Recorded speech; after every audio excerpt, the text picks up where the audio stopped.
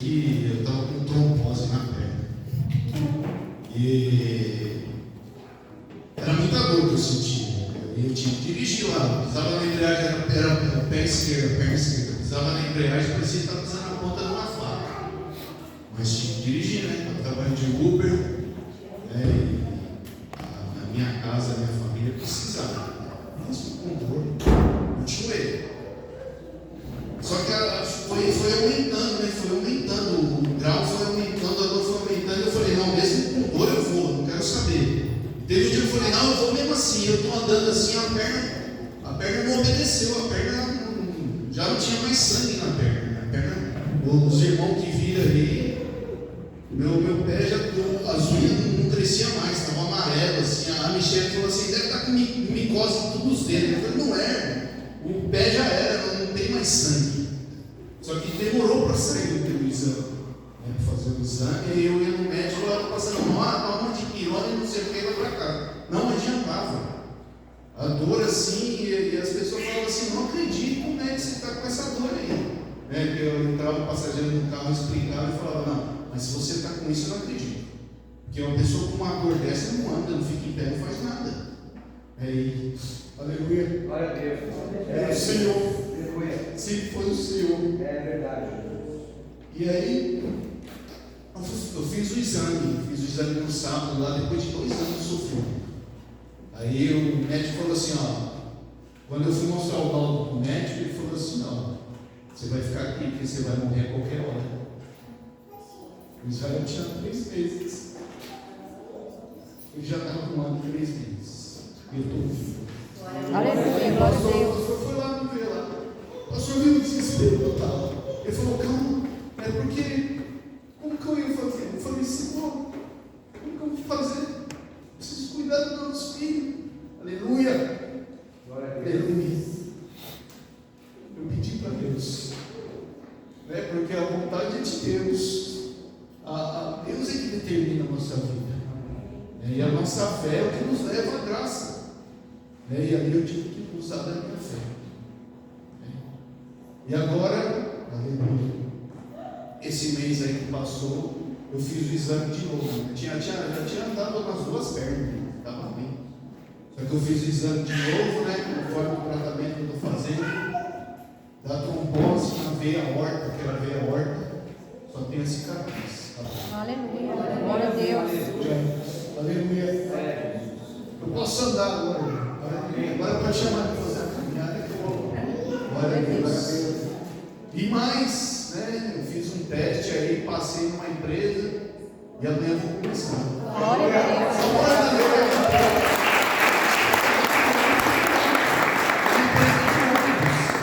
Então é gigante, então para você entrar lá já tem que andar muito.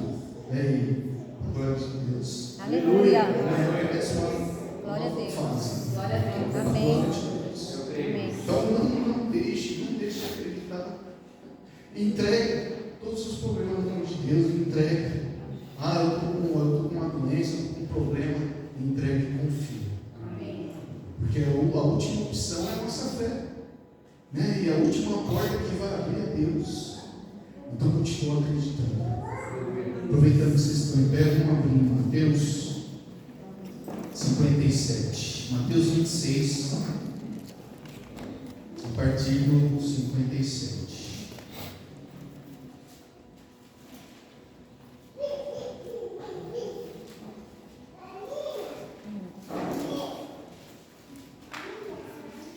Amém?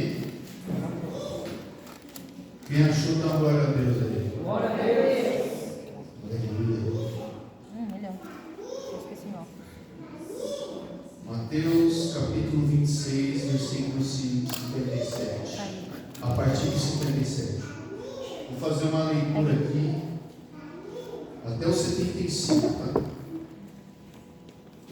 Amém? Posso ler? E os que prenderam a Jesus o conduziram à casa do sumo sacerdote Caifás, onde os escribas e os anciãos estavam reunidos. E Pedro o seguiu de longe até ao pátio do sumo sacerdote e, entrando, assentou-se entre os criados para ver o filho. Ora, os príncipes dos sacerdotes, os anciãos e todo o conselho buscavam um falso testemunho contra Jesus, para poderem dar-lhe a morte. E não achavam, apesar de se apresentarem muitas testemunhas falsas. Não achavam, mas, por fim, chegaram 2 testemunhas falsas e disseram: Este disse: Eu posso derrubar o templo de Deus e reedificá-lo em 3 dias. E, levantando-se o sumo sacerdote, disse-lhe: Não respondes coisa alguma ao que estes depõem contra ti. Jesus, porém, guardava silêncio.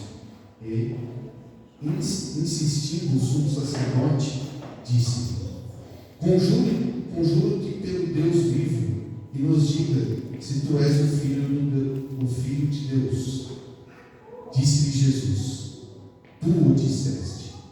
Digo-vos, porém, que vereis em breve o Filho do Homem assentado à direita do poder e vindo sobre as nuvens do céu.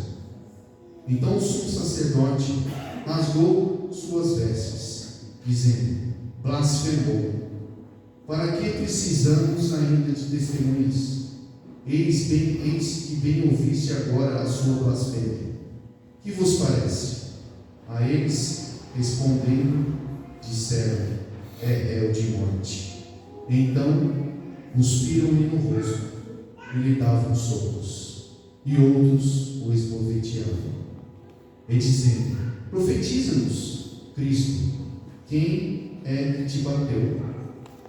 Ora, Pedro estava sentado fora, no pátio, e, aproximando-se dele uma criada, disse: Tu também estava com Jesus, o Galileu. Mas ele negou diante de todos, dizendo: Não sei o que dizes. E, saindo para o vestíbulo, outra criada o viu, e disse aos que ali estavam: Este também estava com Jesus, o Nazareno. E ele negou outra vez, com juramento: Não conheço tal homem. E, daí a pouco, aproximando-se os que ali estavam, disseram a Pedro: Verdadeiramente também tu és deles, pois a tua fala te denuncia. Então começou ele a praguejar e a jurar, dizendo: Não conheço esse homem. Imediatamente o galo cantou. E lembrou-se Pedro das palavras de Jesus, que lhe disseram: Antes que o galo cante 3 vezes me negarás. E saindo dali, chorou amargamente. Agora eu vou ler aqui um texto de um professor, que ele pega assim, uns fatos históricos, e aqui ele fala sobre os cristãos. Vocês podem se assentar. Esse já é o primeiro, já foi longo. Aí está dizendo assim: Os cristãos foram um povo admirável, criaram as músicas mais gloriosas, produziram as obras de arte mais notáveis, estabeleceram o direito e a justiça, fizeram avançar todas as ciências, e ensinaram o amor ao próximo, e construíram uma civilização na qualidade de noiva do Cordeiro. A igreja não tem mancha, nem mácula, nem ruga. No entanto, na qualidade de seres humanos, carentes de graça, seus membros são contraditórios. A nossa história contém diversas páginas sombrias. A mesma igreja romana, que sempre praticou tanta caridade e construiu tantas escolas, hospitais e asilos, havia apostatado e agora vendia o perdão dos pecados. O mesmo Lutero, o cisne, profetizado por John Hus na história, 100 anos antes, usado por Deus para trazer o retorno às Escrituras, também promoveu o ódio aos judeus, e as suas palavras construíram na semente do nazismo. O mesmo Calvino, que enfatizava tanto a glória de Deus, muitas vezes se esqueceu de que seu principal atributo não é a soberania, mas o amor. O mesmo Zwingli, que queria produzir uma nova tradução da Bíblia, com Félix Mans, foi o responsável pelo estrangulamento, foi o seu responsável pelo estrangulamento. O mesmo anabatista que eram martirizados pelo seu apego às Escrituras, tentaram tomar a força, porque a Antuérpia, arruinando inúmeras catedrais, mosteiros, hospitais, executando vários padres. Em sua fúria destruidora, o mesmo calvinismo de Almeida, David Bram, Spurgeon, Washer, promotor do legalismo econômico, também possuía a teologia mais determinista que transforma a Deus no autor do mal. E promoveu, inclusive, o apartheid na África do Sul, até 1974. No final das contas, não podemos nos gloriar nos homens falíveis, nem nas denominações que são constituídas de homens igualmente falíveis. Deus seja louvado por ter nos enviado um Salvador, tão santo, poderoso, justo e maravilhoso, que para nós não faz mais sentido sermos seguidos por outros mestres. Com o texto da Bíblia que eu li para vocês, e vendo mais esse texto, a gente chega à conclusão que a gente não pode tomar conclusões de ninguém, julgar ninguém em cima das suas atitudes, ou pensar assim, porque hoje eu não quero acusar ninguém de nada. Mas nesse momento, Pedro ali, a queda dele é mais virtuosa do que a de Judas. Nesse momento, né? Antes da conciliação com Jesus, ali ele negou 3 vezes, né, Jesus, e aí ele cai lá, quando Jesus fala, todo aquele que me negar, que é Mateus 10, 32, todo aquele que me negar perante os homens, eu negarei ele perante Deus. Então aquela palavra de Jesus veio para cima dele, né? E o que é um discípulo, né? A gente pensa nos discípulos assim, ó. Tomé, eram 12 discípulos, né? Tomé duvidou. Eu preciso mostrar alguma coisa na Bíblia? Não, todo mundo sabe que Tomé duvidou. Mandou Jesus mostrar as marcas na mão. Judas traiu. Pedro negou 3 vezes. Tiago e João quiseram ser mais que os outros, né? Aí eu tenho que trazer, né, para a gente lembrar. Marcos, coloca aí, Marcos 10, 35. Por favor. Marcos 10, 35. Tiago e João. Jesus, Marcos 10, 35.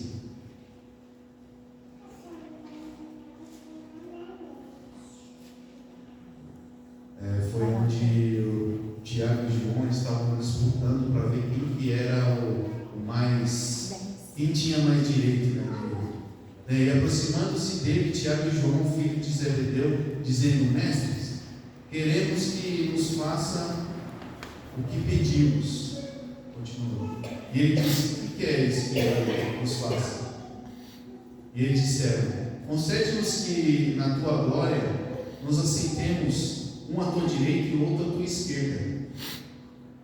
Mas Jesus disse: não sabeis o que pedis. Podeis vos beber o cálice que eu bebo e ser batizado com o batismo com que eu sou batizado? Amém. Eles não estavam nem sabendo o que estavam pedindo, mas eles queriam, ser mais que os outros. E a gente tem essa mania de achar, o que significa a palavra discípulo. Alguém tem ideia do que significa a palavra discípulo? O Henrique não vai, foi o pastor. A palavra que mais se aproxima, a tradução em grego é aluno. Né? E nós somos alunos. Né? Quando você aceita Jesus e está aqui congregando, você é um aluno. Então não quer dizer que você já pegou o diploma, você já está formado. Né? A vida com Jesus, né? A escola com Jesus é a escola pela vida. É o caminhar da nossa vida. Então nós estamos a vida toda aprendendo a andar com Jesus, a agir com Jesus. Porque cada um de nós, também como todos esses que eu falei aqui, porque nós temos o costume de achar o quê? Todos nós aqui somos discípulos. Não, glória a Deus. Glória a Deus. É verdade, não é? E aí nós temos o costume de achar assim: mas o discípulo não pode errar. Acabei de falar sobre um monte de discípulos aqui que erraram. E todos nós, eu subi aqui e falei aqui uma coisa que é muito bonito de falar, que Deus fez na minha vida. Mas todos nós, sem exceção, temos coisas que a gente pode vir aqui e falar no público e dar uma glória a Deus, mas temos coisas que a gente não fala nem na frente do espelho. Todos nós, não tem exceção. Isso aqui é o que nos iguala. Isso aqui nos torna humilde. Um exemplo. Vou falar, o Fabiano falou assim para mim: vamos ali carregar um móvel aí. Foi naqueles dias que eu estava ruim da perna. Eu tive que falar um monte de vezes para ele. Aí eu tive sei lá, a perna, mas a gente carregou. Mas eu estava muito ruim na minha perna. Aí ele falou: você não está aguentando, você não aguenta peso. Eu falei: irmão, eu estou com a perna ruim. Mas eu fui e a gente carregou. Mas é assim, quando a dor não chega na gente, a gente não entende. O irmão está com problema financeiro, a prestação do carro lá que ele comprou vai vencer. E isso aí não é servo de Deus. Mas quando o problema chega na gente, quando o problema é nosso, o irmão tem um certo problema. Não, mas espera aí, o problema dele é igual ao meu. Então vamos ter mais compaixão. Quando o problema não é nosso, a gente tem uma visão diferente, a gente pensa diferente. E é por isso que Jesus fala: não julgue para não ser julgado. Porque a gente tem que ter compaixão, tem que ter empatia no problema das pessoas. Eu sou uma pessoa que não gosta de ser invasiva. E às vezes eu acho que assim, se eu vejo que você não quer um papo comigo, eu fico na minha. Só que uma coisa eu falo para vocês: se você precisar de mim, eu puder te ajudar, eu vou estar aqui para te ajudar. Independente. Vamos aqui. Aleluia. Glória a Deus. Mas eu nunca vou querer invadir a sua vida. Eu nunca vou querer ser invasivo na sua vida.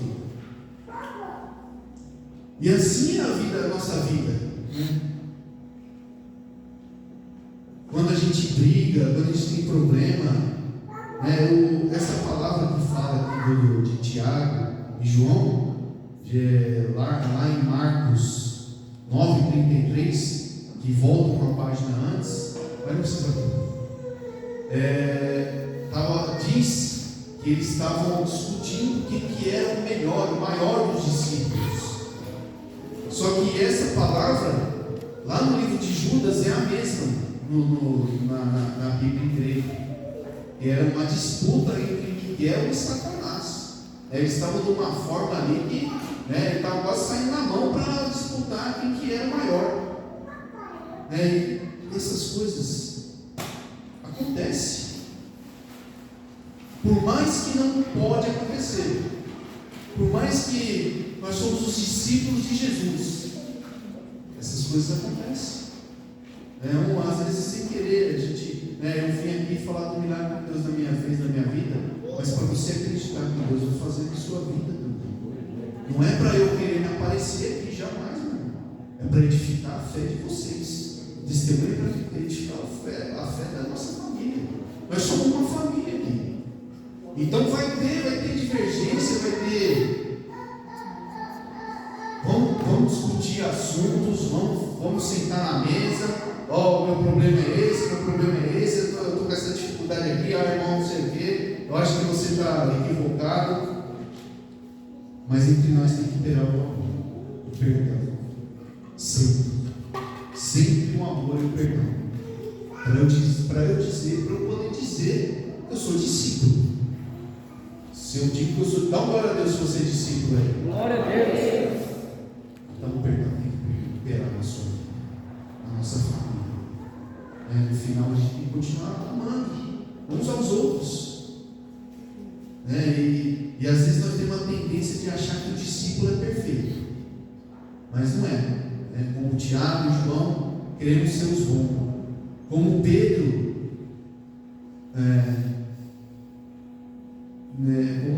ser maior nas nossas atitudes. Como Tomé, duvidamos. Como Judas, traímos. E não pense e está fora. Todos nós estamos dentro disso.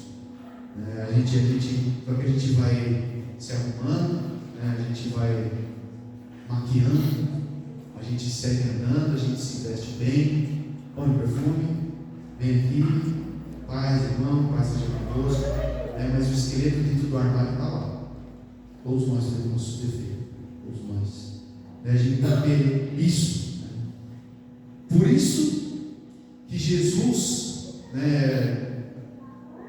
coloca para mim, por favor, aí, 1 Coríntios 15, 22. Jesus ele faz uma coisa acima da teologia para nós. Porque a palavra de Deus, nós entendemos que Jesus ressuscitou. E ali conclui a nossa salvação. Ele ressuscitou, venceu a morte por nós. Glória a Deus. Ele não precisava nem, voltar e ficar os 40 dias. Está dizendo, porque assim como todos morrem em Adão, assim também todos serão vivificados em Cristo. Mas cada um por sua ordem, Cristo as primícias, depois os que são de Cristo na sua vida. Agora põe 54, 1 Coríntios 15, 54. E quando isto aqui é corruptível, se revestir da incorruptível, o que é corruptível não ser corrupto mais, e isto que é mortal se revestir da imortalidade, então cumprir-se-á a palavra que está escrita: tragado foi a morte, a vitória. Amém. Glória a Deus. Quando Jesus ressuscita, não precisava mais morrer. Ele não precisava mais estar com a gente. Não precisava estar com os discípulos. Mas ele entendeu que eles, sem a presença dele, sem a força dele, eles iam cair. Eles iam se dispersar e ia acabar descrendo, ia acabar, a fé ia morrer. Se Jesus não voltasse. Se Jesus ele poderia ressuscitar, subir aos céus, e os anjos iam vir cantando santo, santo, santo, e a obra e a palavra de Deus ia ser concretizada. Mas aí, como que o povo ia acreditar? Se ele não aparecesse. Mesmo aparecendo, Tomé duvidou. Mesmo aparecendo lá, Jesus falando com Maria, quando ela falou com Pedro lá, Pedro falou: peraí, vamos lá para ver se é mesmo. Eles não acreditaram. Jesus ele vem. Por que Jesus quis continuar aqui? Jesus ficou aqui porque os discípulos não se manteriam longe dele. Essa é uma resposta fora da teologia. Existe uma necessidade de estar com Deus e sentirmos Ele falando, e não só conosco cumprindo os compromissos da doutrina, não é suficiente. Não é suficiente a gente vir só à igreja, não é suficiente, sabe? A nossa vida de cristão, a gente pode até pensar, mas a nossa vida de cristão, ela não se sustenta a gente vir 2 vezes por semana, ou assim, 1 vez por semana, ou às vezes que tem um problema uma vez por mês, isso não sustenta a nossa vida de cristão. Porque o chamado, a nossa, se você pensa que não, só que eu vim na igreja aqui, cumpri os cultos, vim nos horários certos, isso não vai sustentar a sua vida na fé em Deus. Bomba, isso é uma bomba, mas é a verdade. Porque Jesus, ele não abriu uma igreja. Jesus não abriu uma igreja. Jesus, ele chegou lá e falou assim: vamos, quartas e domingos, tal horário, vamos se reunir lá, a igreja. Aqui tem o púlpito, as cadeiras, as paredes aqui, as mesas, os aparelhos, tudo aqui tem coisa minha e sua. A gente ajuda aqui, a gente contribui, cada um dá um dinheiro, às vezes uns dão mais, outros dão menos, mas tudo aqui a gente montou. A igreja que é o templo somos nós, que mantemos aqui o templo. Mas Jesus ele não chamou para fazer templo. Então, mas por que a gente faz isso?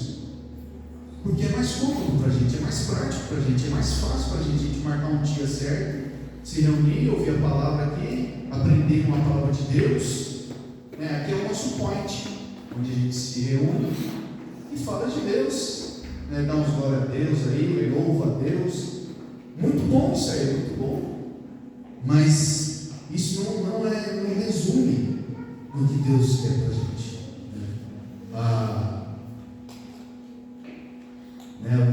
A dinâmica do Evangelho, eu vou entrar no segundo ponto agora. Jesus não chamou ninguém para uma religião. Montamos templos e cuidamos, mas isso é religião. Tudo é religião. A religião é seguir a doutrina, é fazer o que vai, se vestir bem, vir aqui, falar, mas a dinâmica, a verdadeira dinâmica do Evangelho é continuar com Cristo, é caminhar pela vida, é pela vida. Aleluia! Oh glória! É caminhar a nossa vida com Jesus. Fechou aqui, porque os irmãos já ouviram falar já, o Carlos é chato. Ô irmão, acabou o culto, a igreja vai fechar. Por que vai fechar, Quarta-feira que vem abrir de novo, quando acaba o culto. Por quê? Porque eu sou falível. Nós somos quando a gente se cansa, chegou deu horário, vamos embora. Agora, Jesus ele não fecha. Aleluia! Aleluia! Qualquer momento você pode clamar. Eu disse aqui para vocês podem, o que vocês puderem, o que vocês precisarem, vocês pedem, pode pedir para mim. Se eu puder ajudar vocês, eu vou ajudar. Mas Jesus ele vai ajudar vocês em tudo. Aleluia. Porque eu sou falho. Eu falho. E às vezes o que é a religião? O problema, o nosso maior problema, às vezes, porque a gente constrói e fica na religião, porque daí a gente se baseia nas pessoas. Mas o meu irmão, mas o pastor, ele está me ajudando, não sei o quê. Mas o dia que o pastor não puder te ajudar, não se faz mais igreja como antes. Meu irmão lá não me cumprimentou. Então, como que é isso? Como que essas pessoas da igreja hoje em dia são assim? Porque eu e você somos falhos. A gente não vai poder fazer tudo que preenche a vontade do irmão. Não tem como. A expectativa, se você colocar a expectativa em cima de mim, muitas vezes eu não vou conseguir. A maioria das vezes, não tem como. Agora, se eu colocar toda a minha expectativa de vida em Jesus, aleluia, aleluia, nada vai acontecer. Porque aonde a nossa mão alcança, ele alcança. Ele veio para isso. Coloca para mim, por favor, João 14. Primeiro João 1, versículo 14. Olha o que está dizendo. Glória a Deus.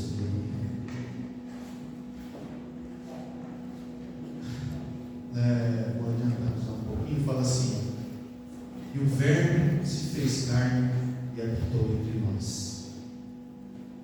Mas no original, no grego original, lá a tradução é tabernaculou. Ali, ó, o Verbo se fez carne e habitou entre nós, e vimos a sua glória. Mas no original, no grego, é tabernaculou. O que é o tabernáculo? O tabernáculo lá era do povo de Deus lá que estava no deserto. E aí lá Deus mandou montar uma tenda e construir o tabernáculo, que lá dentro era a presença de Deus. Jesus ele fala: eu sou o caminho, a verdade e a vida.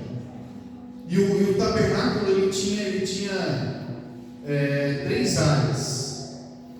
A porta da primeira área era o caminho, o nome daquela porta. A segunda porta chamava a verdade. E a porta de onde ficava o santo dos santos era a vida, que lá só entrava o sacerdote, lá que era a presença de Deus. Mas essa presença de Deus lá no povo de Israel era uma presença randômica, porque andava pelo deserto. Moisés falava: agora vamos mudar, vamos de um lado para o outro. Aí eles pegavam a tenda, desmontavam e colocavam em outro lugar. Então, conforme o povo ia andando pelo deserto, a presença de Deus ia andando lá, ia mudando os lugares. Mas então, esse versículo, Jesus, o Verbo se fez carne e tabernaculou entre nós. O que está dizendo isso? Jesus ele veio aqui para estar dentro de nós. Aleluia. Para onde a gente for, a gente levar Ele. Não é só aqui, não é só nas nossas reuniões. Não, as pessoas têm que olhar para você e ver Jesus. Aleluia. É muito mais, o convite. Jesus ele sempre fala: vem comigo, me segue, me acompanha. Jesus não tem horário para trabalhar. Aqui nós somos limitados. Eu sou limitado. Eu não tenho horário para ficar o tempo todo cuidando dos irmãos. Mas Jesus não tem horário. Por que eu estou dizendo isso? Ele está sempre disponível para nós. Marcos 1,35. Coloca aí, por favor. Eu vou pedir uns versículos aqui. Marcos 1,35. De madrugada, Jesus não tem horário. Ali é de madrugada. Ele levantando-se de manhã, muito cedo, estando ainda escuro, saiu e foi para o lugar deserto. Ali orava. Marcos 1,35. Isso aí é de madrugada. Na hora do almoço, esse aqui eu não vou falar, não vou pedir, mas o outro eu vou pedir. Na hora do almoço, meio-dia, às vezes se toca o telefone lá em casa meio-dia, eu não quero nem atender. Eu falo: não, agora eu estou comendo. Deixa eu tocar. Mas Jesus não. Meio-dia, Jesus fala para os discípulos: nós estamos com fome, vamos lá comprar comida na cidade. E tem uma mulher que ele não falou, mas tinha uma mulher que ia vir ali e ia falar de Deus para ela, ia mudar a vida dela. Meio-dia.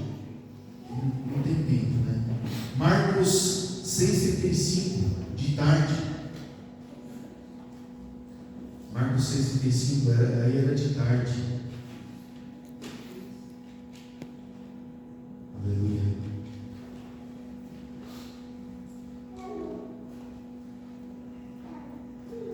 E como o dia fosse já muito adiantado, os seus discípulos se aproximaram dele e disseram: o lugar é deserto e o dia está muito adiantado. Despede-os para que vão aos campos e aldeias circunvizinhas e compram o pão para si, porque não tem o que comer. Amém. De tarde Jesus cuidava deles. De noite, João 3,1 lá, Nicodemos vai tarde da noite procurar Jesus. Aí Mateus 14,25, de madrugada. Coloca aí Mateus 14,25. Mas a quarta vigília da noite dirigiu-se Jesus a eles. caminhando por cima do mar. É a quarta vigília da noite. Isso é das 3 da manhã às 6 da manhã. Jesus não tem hora para cuidar de você. Aleluia.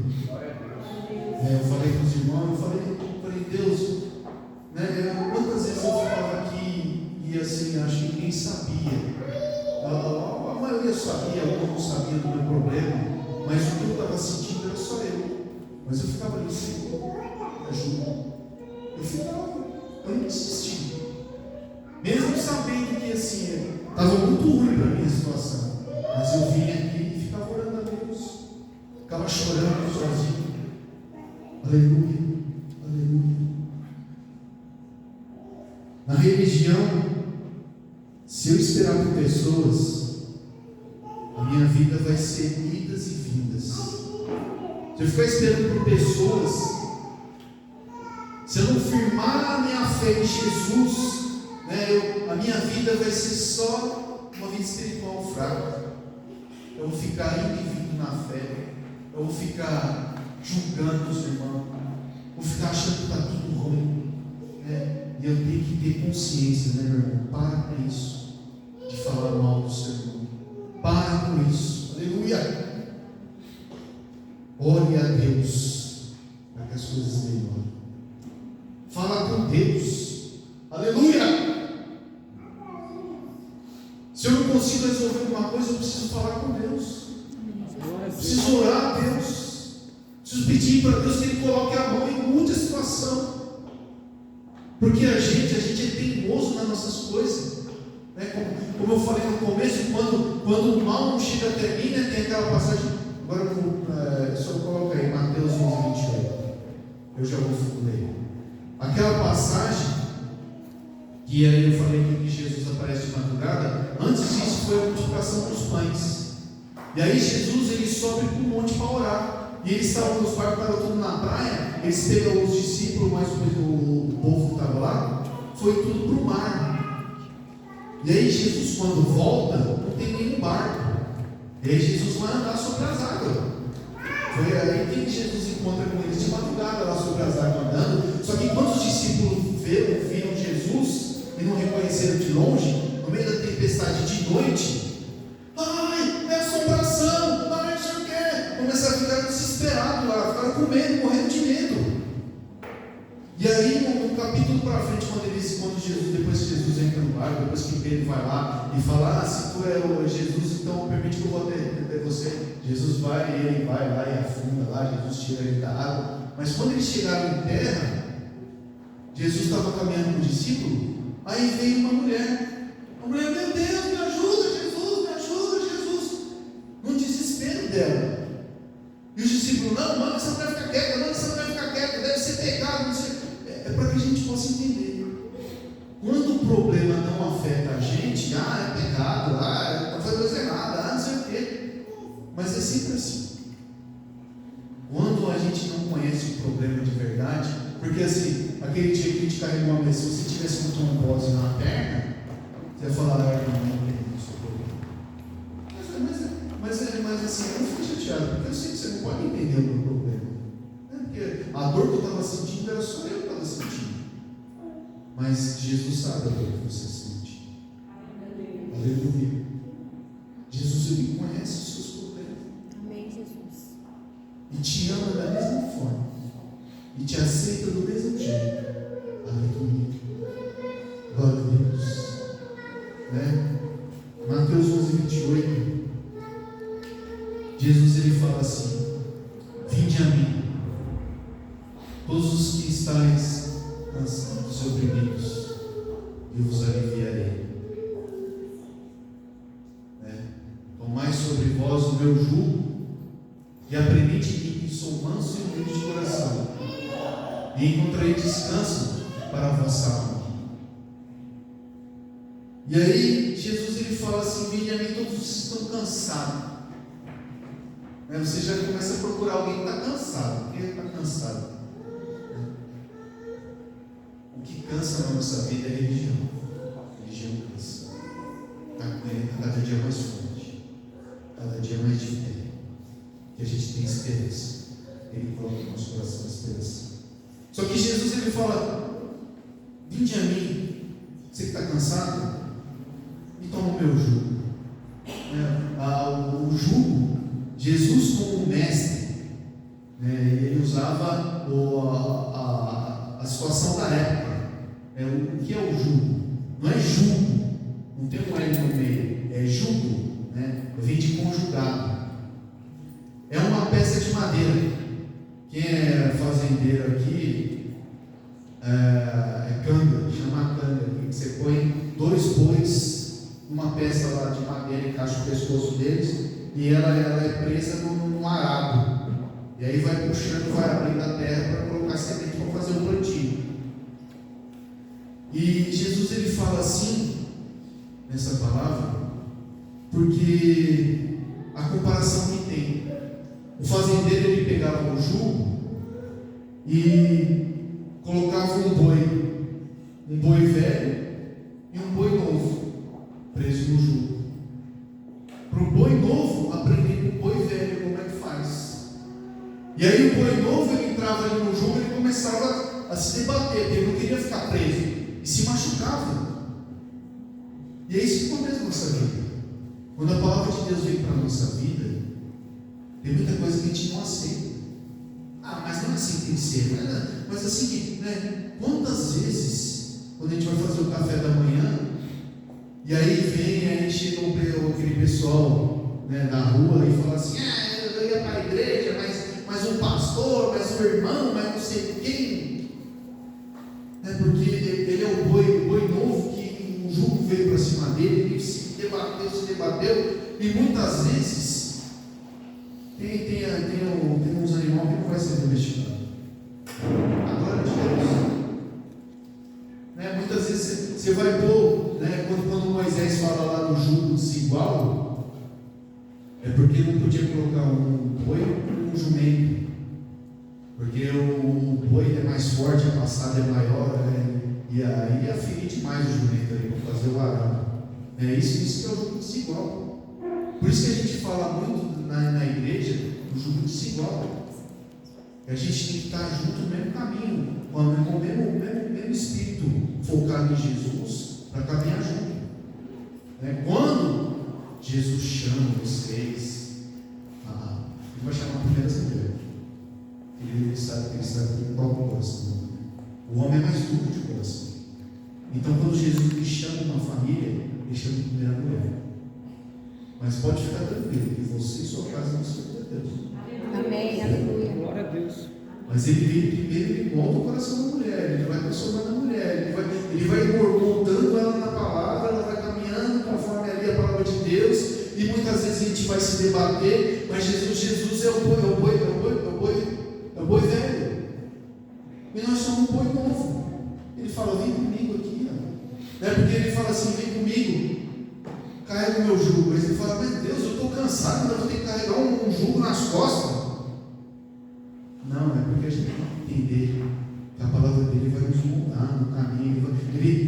Quando ele chega lá para os discípulos, ele fala assim: eu vou para o céu, mas eu vou enviar para vocês o Espírito Santo. Glória a Deus. Glória a Deus. Porque ele vai te guiar. Ele fala. O que é guiar? É tão simples, Mas o Espírito Santo vai pegar você pela mão e falar: é por aqui. Vai, pensa assim, é melhor você fazer assim. Segue a minha palavra assim, que vai ser melhor para você. Se você fazer outro caminho, você vai sair, você vai se machucar. Essa é a palavra de Deus para nós. E no nosso coração, nós somos um boi novo, então a gente vai se bater, a gente vai brigar um pouquinho, mas no caminho, a caminhada, uma hora a peça vai vir, e a gente vai, Quando o fazendeiro ele pega a peça assim, o boi já vem, ele nem está amarrado mais, põe a peça assim, o boi já entra na peça, já sai andando. Eu chamo vocês para isso, para trabalhar na obra, para caminhar com ele pela vida. Ninguém é mais que ninguém aqui, ninguém sabe mais que ninguém aqui. Todos nós estamos ali fazendo a escola de Jesus.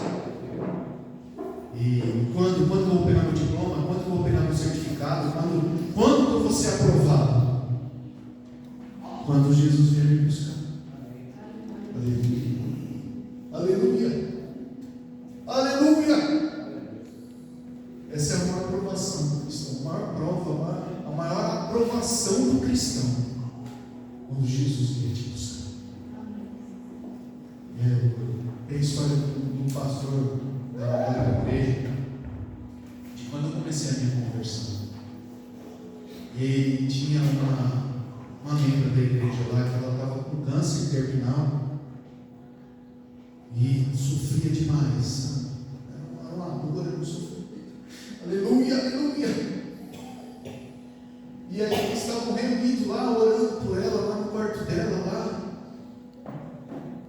E ela estava lá e de repente ela estava com aquela expressão de dor, de repente a expressão foi. Aleluia.